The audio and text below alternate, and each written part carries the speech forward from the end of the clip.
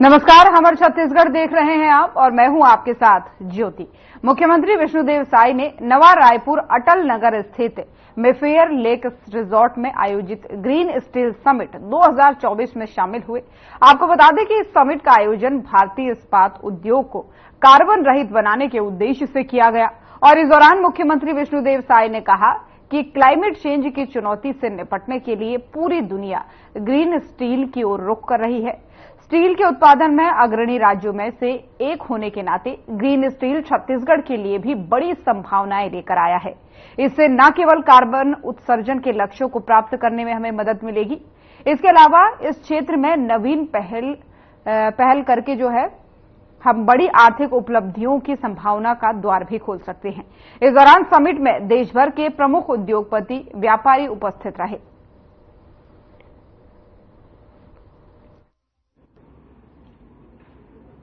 CII Chhattisgarh यहाँ पर green steel summit आयोजित किया है, जिसमें देश ही नहीं विदेश से भी उद्योगपति यहाँ पर उपस्थित हुए हैं और 2 दिन का ये समिट है और इसमें निश्चित रूप से ग्रीन स्टील उत्पादन की दृष्टि में विचार विमर्श होगा।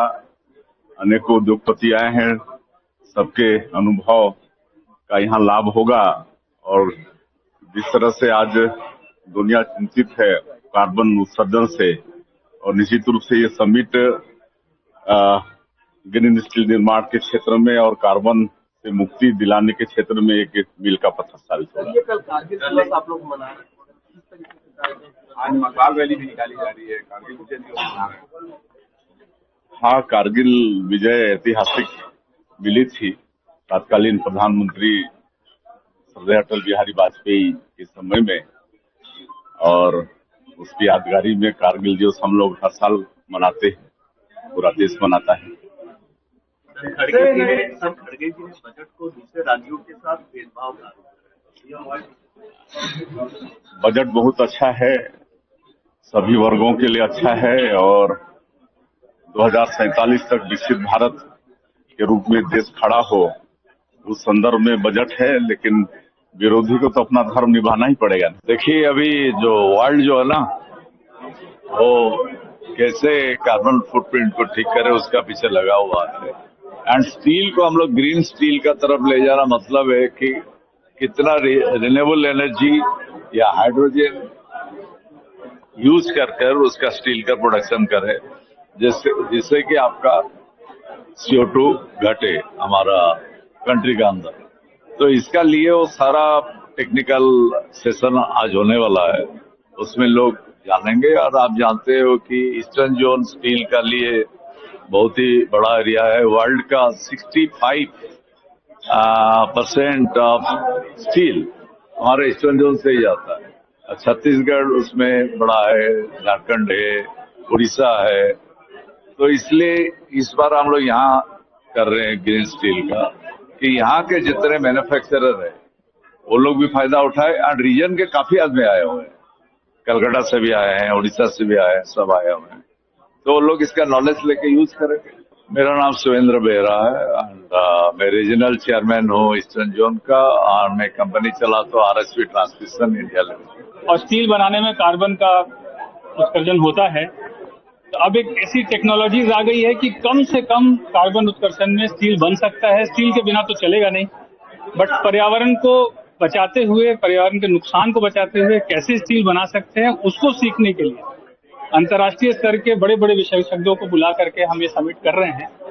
और ये स्वयं संज्ञान लेकर के कर रहे हैं। ये इंडस्ट्री ने खुद ने सोचा है, CII ने, और ये सारे इंडस्ट्रीज हम इसको अडेप्ट करके अच्छा पर्यावरण की तरफ बढ़ने का प्रयास। कितने कंट्री के कितने लोग आए हैं?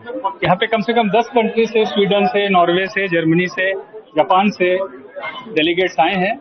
और सबके सहयोग से हम लोग 2 दिन तक ये कार्यक्रम चलाएंगे और 2 दिन तक अलग अलग स्पीकर से सीखने का प्रयास करेंगे। मैं संजय जैन हूँ, मैं CII का वाइस चेयरमैन हूँ छत्तीसगढ़ चैप्टर।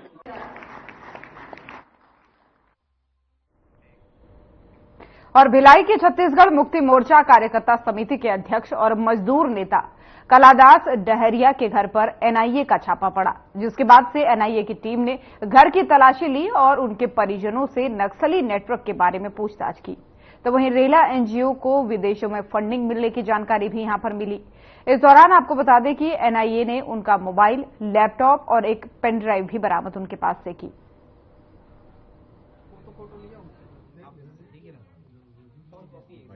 कलादार डहरिया जी बताएंगे, सुबह से एनआईए की टीम आई थी, क्या कुछ उद्देश्य था? इनका उद्देश्य था कि हमको पूरा तरीके से एक षड्यंत्र है कि कहीं न कहीं माओवाद और नक्सलियों के साथ सांठगांठ है। इनका एक पूरी तरीके से एक लाइन है और 5:30 बजे आए और मुझे बोले कि आपका मोबाइल तुरंत बंद कर दो। मेरा मोबाइल बंद कर दिया, पत्नी का मोबाइल बंद कर दिया। उसके बाद तुरंत वो लोग सर्च करना शुरू किए। सर्च में कुछ मिला नहीं, एक चीज मिला, वो है पर्चा, विस्थापन विरोधी मंच का पर्चा, जो पूरा देश भर में झारखंड और तमाम तरीके के लोग उसमें जुड़े हैं। वो पर्चा कहीं मैं आंदोलन में गया था तो मिला था, वो पर्चा मैंने पेन ड्राइव में लोड करके रखा था। वो दूसरा मेरा बेटी का लैपटॉप जो है वो बिगड़ा पड़ा हुआ था, उसको भी ले गए। लेकिन घर का कोई चीज जो है बचा नहीं जिसमें जांच नहीं किए होंगे।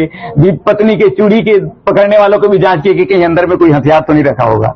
तो ये अजीब सा स्थिति है और कुल मिला के ये कहीं न कहीं भारतीय जनता पार्टी का पूरा, मैं बोल रहा हूं 101% उनका इशारा है, जिसमें मैं कुछ उसमें बात कहने की बात नहीं है। दूसरा ये है कि इन्होंने कहा कि आपका संपर्क, हमको पता चला है कि झारखंड के कुछ लोगों से आपका संपर्क है। तो मैं बोले झारखंड में तो मैं कभी गया हूं लेकिन उस तरीके से मेरा कोई संपर्क नहीं है। मैं एक जन कलाकार हूं, मैं एक कार्यक्रम, सांस्कृतिक कार्यक्रम चलाता हूं, आप लोग सब लोग जानते हैं। दूर दूर सांस्कृतिक कार्यक्रम के लिए जाता हूं।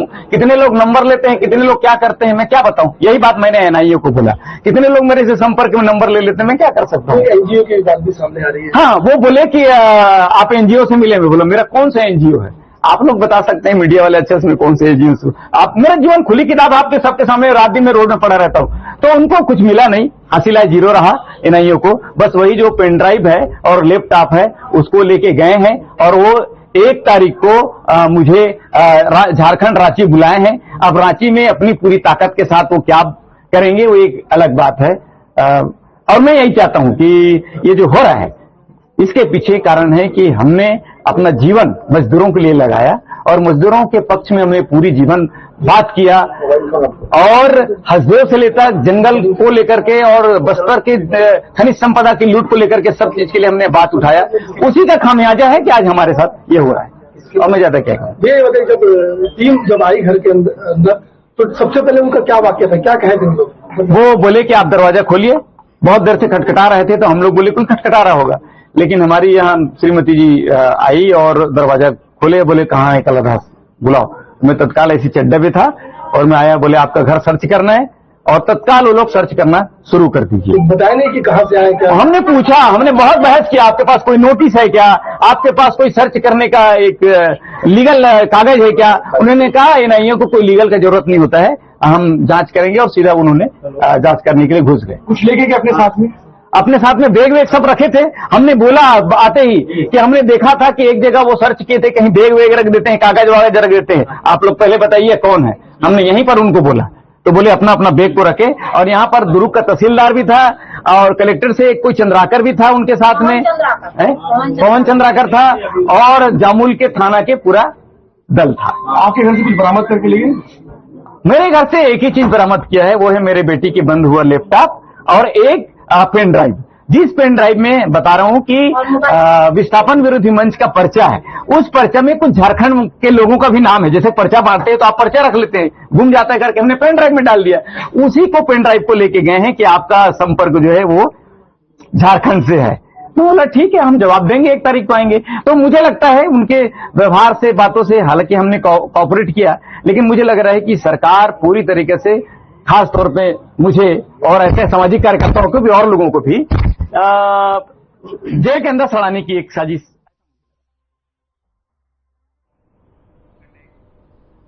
और यहां पर रुकेंगे एक छोटे से ब्रेक के लिए, जल्द हाजिर होंगे।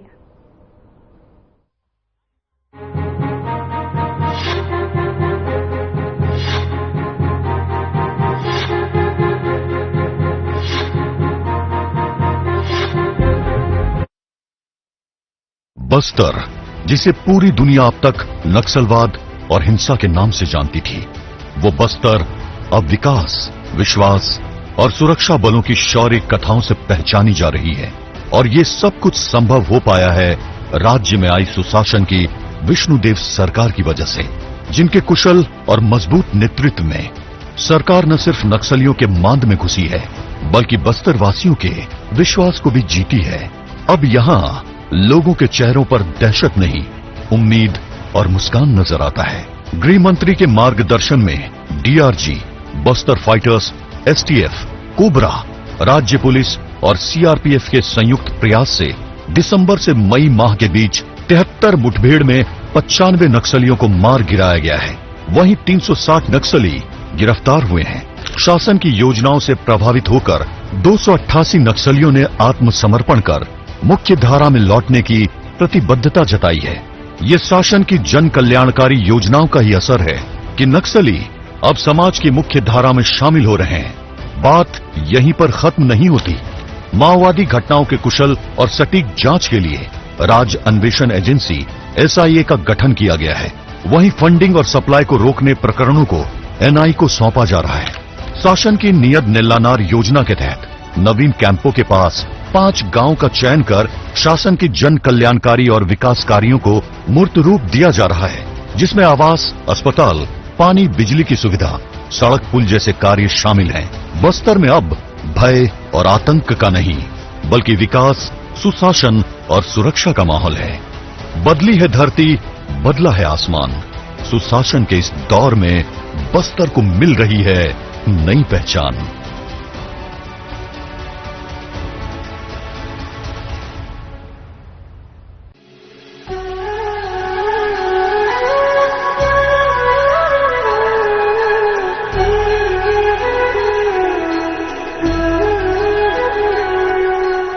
सरकार की महती योजना जिसके अंतर्गत अयोध्या ले जाकर भगवान रामलला के दर्शन कराना है, हम इसी उद्देश्य की पूर्ति के लिए रायपुर स्टेशन से रेल में बैठ करके अयोध्या प्रस्थान कर रहे हैं। वहां जाकर भगवान रामलला की दर्शन करेंगे, अपने को धन्य समझेंगे और इस सरकार को हम बहुत बहुत धन्यवाद देते हैं। इस प्रकार की योजनाएं आगे भी चलाती रहे। अयोध्या श्री राम जी के दर्शन करने के लिए जा रहे हैं। इसके लिए हम हमारी विष्णुदेव जी सरकार का भी धन्यवाद करते हैं, मोदी जी का भी धन्यवाद करते हैं। 500 साल के बाद भगवान अपन रामलला अपन स्थान में ग्रहण करत थे। बहुत अच्छा लगा थे, वहाँ बड़ा खुशी लगा थे। और अयोध्या जात हो भगवान के दर्शन करे बार, राम भगवान की। सरकार ने अपनी घोषणा का अमल करना शुरू कर दिया है और रायपुर संभाग से पूरी एक ट्रेन 22 बोगी यहां से अयोध्या के लिए रवाना होने वाली है, जिसका हमारे मुख्यमंत्री यशस्वी श्री विष्णुदेव साय जी इसको हरी झंडी दिखा के इसको रवाना करेंगे। छत्तीसगढ़ की प्रत्येक जनता को भगवान श्री रामलला जी के दर्शन के लिए अयोध्या ले जा रहे हैं और इसी कड़ी में मेरा भी ये परम सौभाग्य बना है। मैं पुनः धन्यवाद देना चाहता हूं छत्तीसगढ़ सरकार को एवं मोदी सरकार को। छत्तीसगढ़ के मुख्यमंत्री विष्णुदेव साय और यशस्वी प्रधानमंत्री नरेंद्र मोदी को बहुत बहुत धन्यवाद।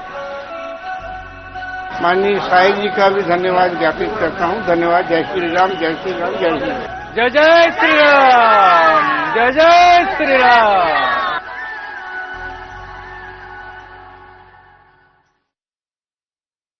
निराशा और उदासी की लकीरें मिट चुकी हैं। भ्रष्टाचार और माफिया राज की तस्वीरें मिट चुकी हैं। छत्तीसगढ़ बढ़ चला है विकास और समृद्धि के एक सुनहरे सफर पर। सुशासन जहां मिलेगा हर मोड़, हर डगर पर। त्वरित फैसले और जनहितैषी नीतियों से छत्तीसगढ़ अपना सुनहरा भविष्य गढ़ रहा है। 5 महीने के अल्प समय में ही मुख्यमंत्री श्री विष्णुदेव साय के नेतृत्व में राज्य सरकार के साहसिक और त्वरित निर्णय ने गारंटी पूरी होने की मोदी की गारंटी पर अपना मुहर लगाया है, जिनमें प्रमुख है 25 दिसंबर सुशासन दिवस के दिन 13 लाख किसानों को धान के बकाया बोनस 3,716 करोड़ रुपए का किया गया भुगतान। किसानों को मजबूत करने के उद्देश्य से राज्य में कृषक उन्नति योजना की शुरुआत, जिसके तहत राज्य के किसानों से 3100 रुपए में प्रति क्विंटल के हिसाब से 144.92 लाख मीट्रिक टन धान खरीदी का रिकॉर्ड कायम हुआ। प्रधानमंत्री आवास योजना के अब तक रुके हुए 18 लाख मकानों के निर्माण का फैसला किया गया, जिसके लिए बजट में 8,369 करोड़ का प्रावधान किया गया। तेंदुपत्ता संग्राहकों का पारिश्रमिक 4,400 से बढ़ाकर 5,500। राज्य की महिलाओं को महतारी वंदन योजना की सौगात। प्रदेश के नागरिकों को निशुल्क अयोध्या राम मंदिर का दर्शन कराने श्री रामलला दर्शन योजना की शुरुआत। पीएससी परीक्षा घोटाले की जांच सीबीआई से कराने का ऐतिहासिक निर्णय। पुलिस समेत सभी शासकीय भर्तियों में 5 साल आयु सीमा की छूट। ऐसे कई फैसले हैं जिनसे सुनहरे भविष्य की न सिर्फ उम्मीद जगी है बल्कि समृद्ध और विकसित छत्तीसगढ़ का एक सशक्त मार्ग तैयार हुआ है। मोदी की गारंटी और विष्णु का सुशासन, विकास और प्रगति की यात्रा से जुड़ने तैयार है प्रदेश के जन जन।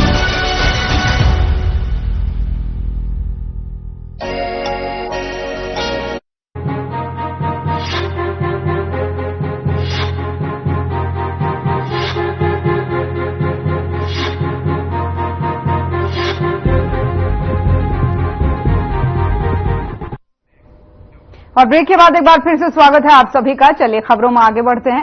सक्ती के ग्राम पंचायत डूमरपारा में शुभ मिनरल संचालक प्रतीश कुमार गोयल ने डोलोमाइट पत्थर खदान खोदने की अनुमति मांगी है, जिसको लेकर के जन सुनवाई होनी थी, लेकिन अधिकारी पंच, सरपंच और ग्रामीणों की बात सुने बिना ही चले गए, जिसको लेकर के विवाद हो गया। क्या है पूरा मामला, देखिए हमारी इस खास रिपोर्ट में।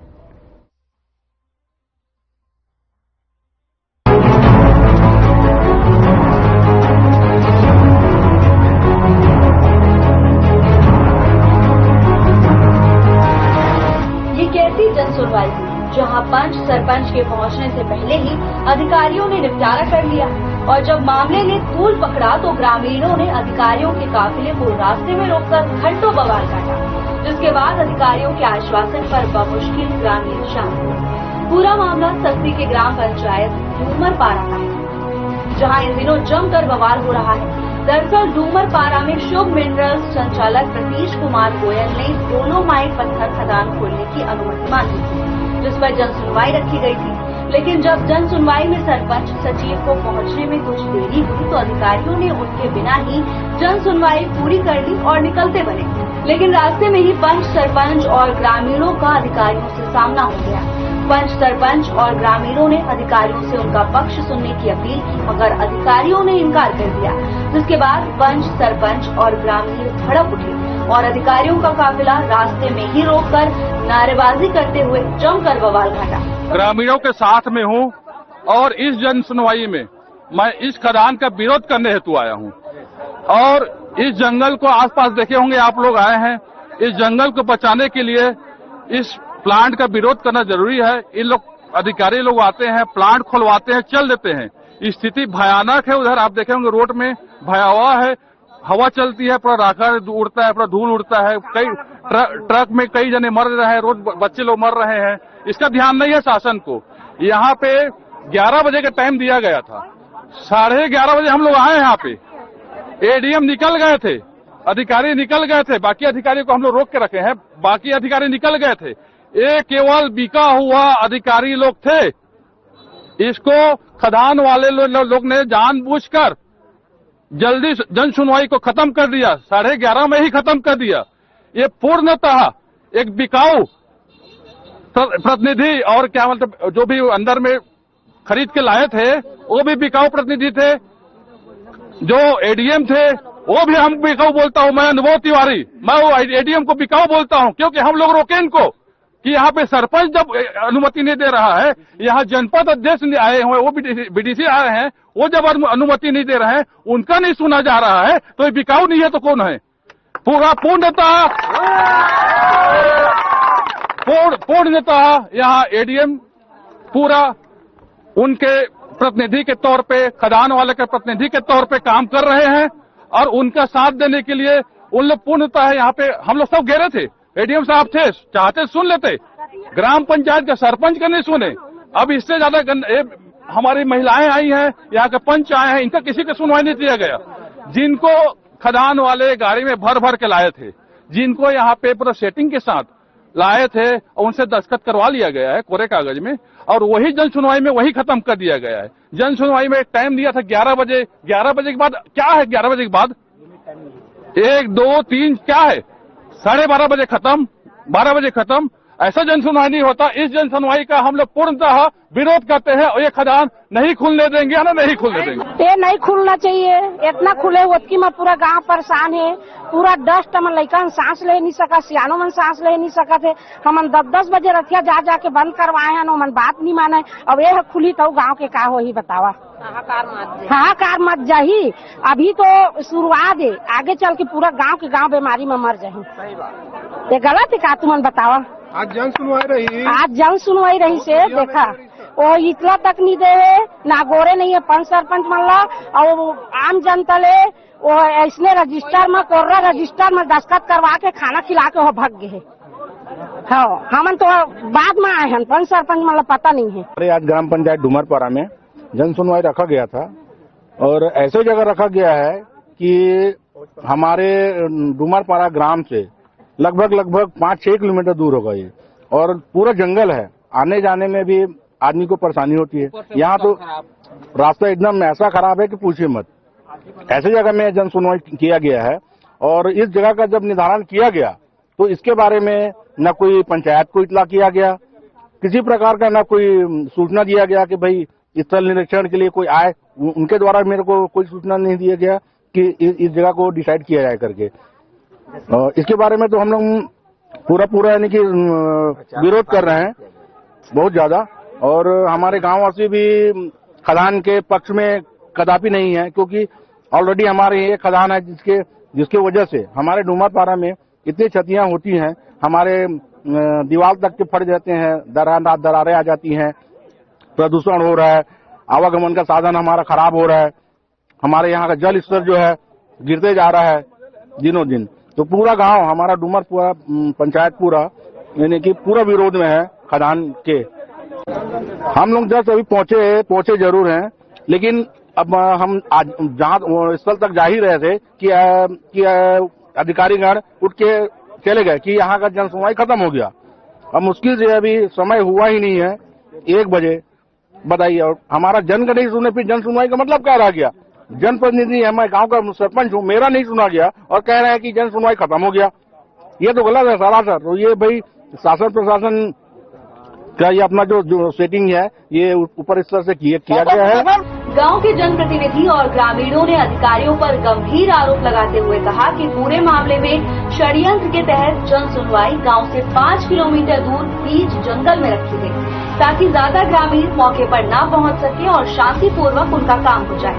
यहाँ तक कि गांव के पंच सरपंच तक के आने का इंतजार नहीं किया गया, जिसको लेकर पूरे मामले में ग्रामीण और पंच सरपंच अधिकारियों पर। तो हमारे छत्तीसगढ़ देख रहे थे आप। बुलेटिन में फिलहाल इतना ही। नमस्कार।